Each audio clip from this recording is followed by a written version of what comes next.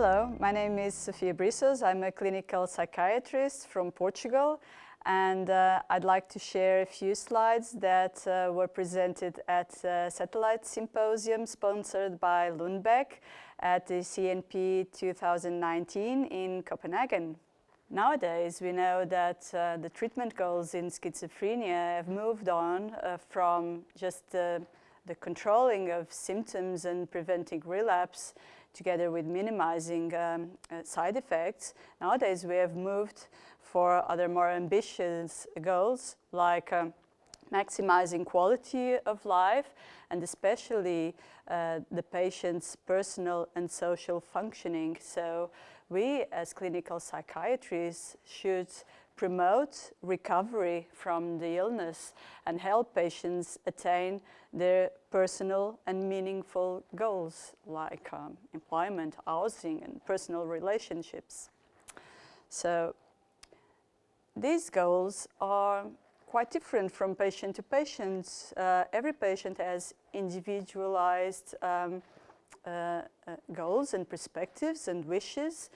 And how do you know what they are? They can be as simple as keeping their home clean, or for instance, being able to pay their bills on time, or just finding a job. It's a more ambitious goal, but it's still attainable.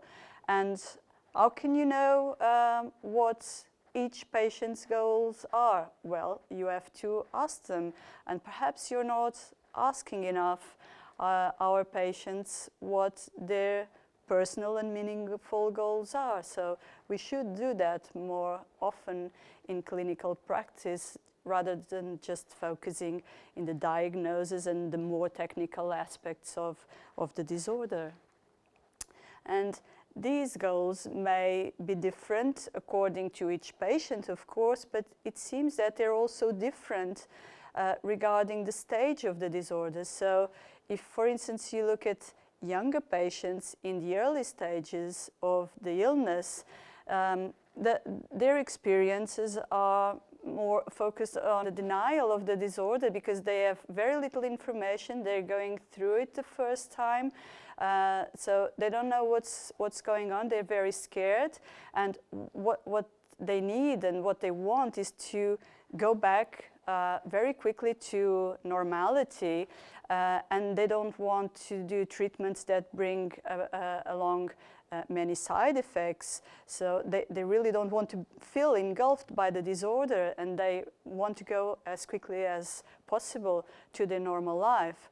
And other patients, those that have been ill for longer, the more chronic patients, usually have other needs and other goals. So they've been through the disease for longer, so they often experience more depressive symptoms. They've been over the stigma associated with the disorder. Sometimes they've been through self-harm, they've been through financial difficulties, so they have different goals as opposed to more younger patients. And these more chronic patients want to have fewer relapses, and they want to feel more socially integrated, also have, of course, more information about the available treatments, but to feel less destigmatized and feel more involved in society and having access to specific interventions that might improve that and to attain their goals.